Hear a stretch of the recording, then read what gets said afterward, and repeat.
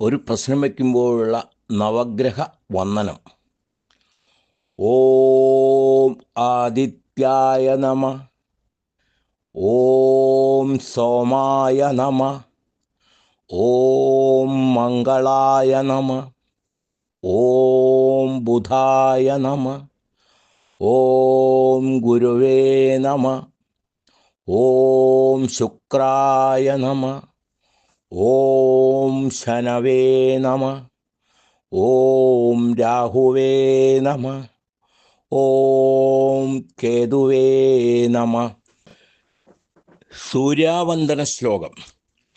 മൂർത്തിത്വേ പരികൽപ്പിത ശശഭ്രതോ വത്മാ പുനർജന്മനാ ആത്മേത്യാത്മവിദാം ക്രതുശ്ചയജതാം ഭർത്താമരജ്യോതിഷാം ലോകാനാം പ്രളയോദയസ്ഥിതി വിഭുശ്ചാനേകധായ ശ്രുതൗ വാജംന സതതത്വനൈകകിരണ ത്രൈലോക്യദീപോ രവി.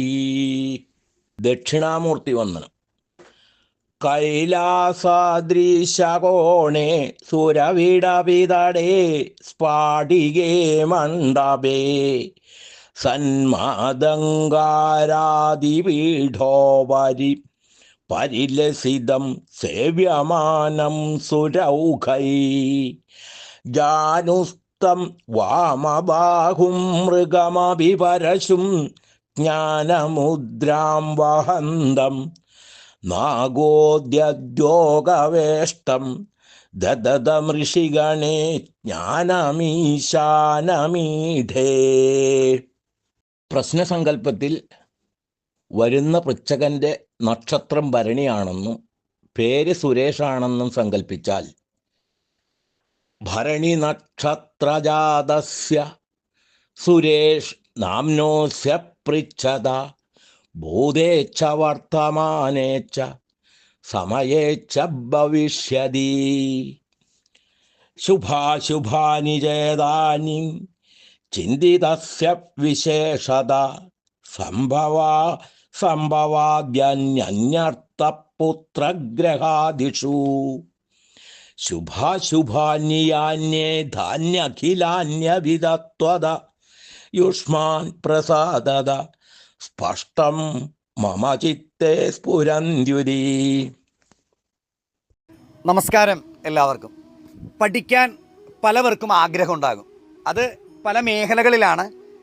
എന്നാൽ ജാതകവശാല അല്ലെങ്കിൽ നക്ഷത്രവശാലൊക്കെ ചിലവർ യോഗം വരും. അതായത് ഈ ജ്യോതിഷം പഠിക്കുന്നതിന് വേണ്ടിയിട്ടുള്ള യോഗം.